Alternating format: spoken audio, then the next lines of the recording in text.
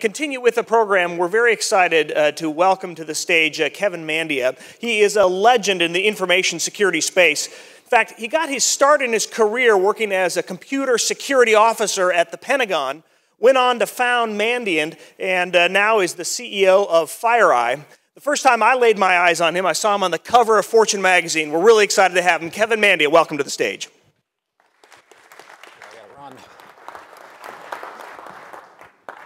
Good morning. I respond to computer security breaches. And like many of you, when you wake up in the morning, the first thing you do, especially if you're in a hotel, is you kind of lean over, grab your phone, and you start looking at email to see what crisis you got to deal with that day. Like many days, I woke up this morning, and the first two emails I got, there were 2 computer security breaches that we need to respond to. And I would look at the last 2 decades of my career, and I almost feel like I'm the oh crap button in cyberspace. All right? If technology fails, people fail, process fails, and there's a security breach, somehow people evade your safeguards, a lot of times my phone rings or I get the email. And it's an important moment because I think a lot of security innovation needs to begin with that breach. You get to learn what the bad guys are up to, how they evaded technology, how they stay surreptitious on networks, and you kind of learn, believe it or not, a lot about geopolitical conditions. What I want to do today is talk to you about the conclusions of what I've learned over the last 20 years responding to breaches. I kept it to the high level of abstraction conclusions. I agree with everything every speaker at this conference has said prior to me, so I can get that out of the way. And then I want to talk about, so what do we do about it? We've learned these things in these breaches. We learned unvarnished truth. What's the best steps we can take going forward? So the first thing that we've learned, and I kind of had this conclusion in 1998, is for the folks who compromise companies, there's no risk of repercussions. There just aren't. And there's a lot of hot zones on the internet. If you're in the United States or in the West, you're getting attacked out of Russia, Iran, Syria, some other countries in the Middle East, North Korea, and China. That's simple. If you're in the Middle East responding to breaches, you see what the activities are there, and they're actually different than here. So here in the United States, when we respond to breaches, we're largely seeing the Russian capability. We're largely seeing the Chinese capability in offensive cyber operations. Now, granted, I've got a skew. Nobody calls our organization when they're 5 minutes behind the breach. Your folks detected something, you see the alert, you know it's bad, and the scale and scope of that breach hasn't risen to a problem where you need to hire outside help. But for the majority of the breaches we respond to, it happens to be targeted. I liken it to this. In cybersecurity, we're all playing goalie right now because there's no risk of repercussions. And when you're up against some of the hackers that we face, it's like being up against Wayne Gretzky on a penalty shot. It's going to be problematic for complex organizations to deal with. So we're responding to those. So a lot of what I'll say will be targeted attacks, nation-state-based attacks. So I have no risk of repercussions. If we're in South Korea, they blame everything on North Korea. Fine. If in Russia, they're probably saying we're behind every single breach, and you get the point. So that's the first conclusion. No risks or repercussions to the attackers trying to break into your networks. That's a problem. We'll talk later about how to solve that. Second thing is we don't see systems being exploited as much as we see humans being exploited. That when you look at what people are building, and all the conversation in this room over the next day is going to be how we build secure systems. Secure systems, patching, making sure the development process has security built into it. The transaction process is secure. We can't patch humans. Almost every breach we respond to, a human got duped, there was human vulnerability, and a feature of software was ultimately exploited to some extent or used to do something it was never intended to do. Most of us are hacking ourselves, essentially. And it's very hard to stop that attack. If you allow communications from your network to the internet and from the internet back, that means faceless, unnamed people can communicate with your employees through a myriad of ways to try to get them to do something that could exploit your network. So that's the second thing. First, no risk of repercussions. Second, people are exploiting human trust. The third lesson took me 20 years to learn, and I apologize. I should have figured it out much sooner, but I was a cyber nerd just responding to breaches, figuring out here's what happened. In 2014, it dawned on me, oh my, every breach we respond to reflects geopolitical conditions in the world. And they do. And we learned that when responding to a breach. It was August of 2014. At the time, there were little green men in the Ukraine. There was all kinds of things going on. And the Syrian Electronic Army started hacking Western media. And all of a sudden, we could connect dots. Now, people that worked with me connected those dots 10 years before I did. I just flew in, here's what happened, here's what to do about it from a cybersecurity perspective. But there's absolutely evidence for this now. First, let's take China. In 2013, all their cyber espionage campaigns against Western private sector were exposed in the New York Times, exposed by the US government, exposed by the House Intelligence Committee, numerous studies. There's an indictment from the US Department of Justice against soldiers in China who were getting orders to hack into US private sector. People in uniform walked into a building, badged in, and their job was hack US companies, hedge funds. It didn't matter. By the way, I can't name an industry that was off their target surface. But after the indictment, after bilateral conversations, after a peace treaty in cyberspace, we see that threat abatement come way down. There's a time where we saw over 80 US companies a month compromised by cyber espionage campaigns, proving that it was government sponsored. It went down to approximately 4 almost overnight in August of 2015. It just way down. Nowadays, for the first time since 1998 in my career, we are responding to more breaches out of Russia than we are out of China, and that's rare for me. But that changed as well based on geopolitical conditions. In September 2014, I was walking the halls of the financial sector, and I noticed in that month alone 4 changes out of Russia, where I spent a lot of my time responding to the breaches. And just for the record, I'm not anti-Chinese, I'm not anti-Russian. I just go to where the breaches are and we respond, and that just happens to be who's behind it. So I'm walking the halls in September of 2014 at a financial service, and the breach has all the criteria of the Russian government, except it's not them. It dawned on us at this moment, for the first time in my career, we couldn't tell the difference between Russian criminal tradecraft, Russian criminal architecture, and to some extent, Russian government architecture or Russian government tradecraft. It became sort of intermingled enough. And there's better counter forensics than I've ever seen cyber criminals do. They used to break in, steal credit data, go monetize it, and they actually left some breadcrumbs and trails, forensic trace evidence. All of a sudden, they started getting good counter forensics overnight.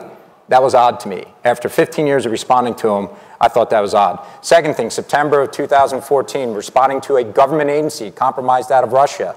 First time in my career, we're looking at them and we're like, hey, they broke in. We locked in, we observed, we oriented, you know, the old Air Force adage of OODA loop. We observed, oriented, we decided, we acted, we were watching them.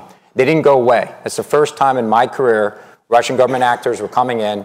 We saw them, they knew we saw them, and they decided to let us observe them.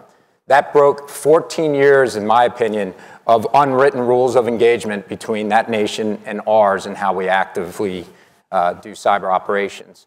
The second thing they did at that time, and it kind of likened it to they let us observe, their counter forensics got bad, all in September 2014. Little green men in the Ukraine, sanctions against Russia, suddenly a little bit more offensive, suddenly more aggressive. And I think all of you have read the press lately about now they've added we break in, we take stuff, and then magically DC Leaks appears or WikiLeaks has the documents or Guccifer 2.0 is releasing something. Who's done it? For the observables that my organization has, Russian government looks to have broken in. We cannot connect the dots in the private sector. Without, we don't have the resources of sovereign nations behind us, but the information taken from the Russian government break-ins seems to be leaking to the internet. So they changed their tradecraft based on geopolitical conditions. And I go through every state. We've had the privilege of responding to Iran, breaking into different organizations and what they're targeting. But when I looked at the fintech, and I look at the financial services, wherever money goes, crime follows. End of story. So you're going to see these sovereign nations, those folks that hack during the day, trained to do it, very good at it, may choose to have alternative lifestyles at night where they can make money doing other things. And right now, without risk or repercussions, that's a real problem. Fourth observable we've had, and this is kind of old news, but I looked at the audience today and who we're speaking to. I saw this transition starting in 2011, 2012, realizing I get to meet boards and CEOs when they're under duress. And it's during a breach. How do we notify? How do we go public? How good's my team? How good do we need to be? Those are the questions that I get from senior leaders. So what we've learned in cybersecurity is it's gone from a compliance and governance kind of game to a risk-based decision owned by CEOs and owned by business line owners. That the discussion is, what are the applications that matter, the customers that matter, the data that matters, our personnel and employees that matter, the standards, legislation, and regulations that we need to abide by in our industry. What are they and how do they apply? And then you make a risk decision on how good you want to be to withstand that. And it's kind of interesting because I even wonder, financial services, how good do you need to be? Are you expected to withstand a cyber military attack in the financial services? My guess is yes. I'm looking at healthcare right now. When North Korea breached Sony Pictures had the benefit of the President of the United States getting on TV to say Sony Pictures was breached by the nation of North Korea. And the pendulum of public opinion went from Sony was irresponsible to Sony was a victim of some cyber attack by a military or a nation state.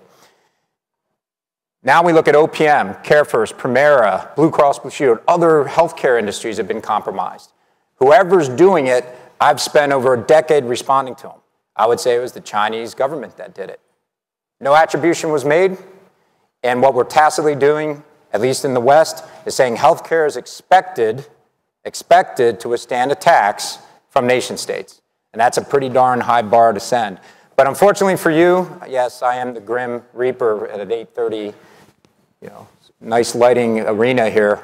The fact is this, I think the financial services are expected during times where peace abates and there's a challenge to withstand what nations can bring to bear in cyberspace. It's just an unfortunate reality. I think that's the general layperson's perspective on what needs to happen. So what do we do about this? And by the way, yes, I could go on for another hour, but I'm told I have 4 minutes and 14 seconds. It is, right now, the biggest problem in cyberspace to me, and I heard the words identity, I agree. Right now, there's no risk or repercussions because attribution is getting difficult in cyberspace. If you don't know who's behind bad actions on the internet, how do you impose risk? How do you do proportional response? How do you even have a deterrence? As attribution is getting harder, we can't do those things. And whenever there's a lawbreaker, it is the purview of sovereign nations to impose that deterrence, quite frankly, with prisons, with penalties, with courts, with whatever that nation or culture has. Right now, the state of cybersecurity, I don't think we got this licked just yet. So what do we need? We're going to need international cooperation. We're going to have to figure out as a global economy, is there conditional anonymity on the internet? No anonymity on the internet? Or total chaos on the internet? You're totally anonymous. Because with anonymity is, again, the challenge of no risks or repercussions. That's going to be a cultural decision. A lot of people describe this as security versus privacy. It's going to be a big issue to figure that out. So we've got to have international norms. And I think what will end up happening on the internet is the experience will change based on how a sovereign nation abides by those norms. In the future, you're going to see if you're sitting in Africa and you have a whole bunch of bad actors, potentially your experience on the internet will be different than the experience of somebody where it's a nation that supports conditional anonymity. That if you do break the law, anonymity can be pierced by due process or whatever process of the sovereign nation and lead to risks or repercussions. So that day will come. Fast forward, I heard somebody talking about self-driving cars and other things. We already have, within the next few years, it'll happen, we already have the technology. You're going to be walking into your homes in 5 years. You're going to be wearing a watch that your doctor will know if you're unhealthy before you do. You're going to have appliances fighting to listen to you to hear if they should order your milk, order you food, order you meat, or whatever it is, and where to order it from. Your appliances, you should consider them able to listen, maybe able to talk, definitely able to think, definitely able to react. All that data going somewhere so that people know more about you than you know about you. I don't know, I can tell you right now, Amazon knows what I like more than I do. I have more pairs of Star Wars socks right now than I should have because Amazon knows I like it. It's unbelievable. I have every one, by the way. And there's nothing you can do about it. It's going to get very interesting, and I'll leave you with the last thought I have is this. We have to balance privacy with security. I could do a speech on this for 15 minutes, but the biggest challenge we have is you cannot prevent breaches without collecting a whole lot of data to understand what's going on. And when you collect all that data, the privacy issues are incredible. Right now, most companies, if you got a cell phone, know within 3 square feet where you're sitting. That data is going somewhere. Everywhere you've driven, if anybody have the Moves app on your iPhone, it tracks where you go. I can tell how long my commute's been for the last month just by looking at my phone to see where I've been. You can track every minute of every day. Pretty soon it'll be everything you've eaten, everything you've ordered, everything you've bought, all in one place. You combine that with the bad actors of the world, and by the way, I'll answer the age-old question, 11% of humanity is bad, so 11% of humanity is going to be doing something on this connected world we live in that is bad. We're going to have to balance that. With that, I'm down to 30 seconds. I want to thank you for your time, and I hope you can have a good, well, I'll give you a takeaway. If you're a CEO in this room and you're wondering how good are we at security, ask your head of security, whoever they are, only 3 questions. You don't care what the answer is, you care there is an answer. 1, how would you break into our company? Anyone who's good at security is thinking, how do I evade our safeguards? 2, if they broke into the company, how would we detect it? You want to know if you're going to have a problem. And 3, you always have to have a head of security who's thinking worst case scenario. And it's absolutely fine if you ask somebody, hey, how would you break in? They go, I have no idea, but I know the people who do. Good enough. Thank you very much for your time.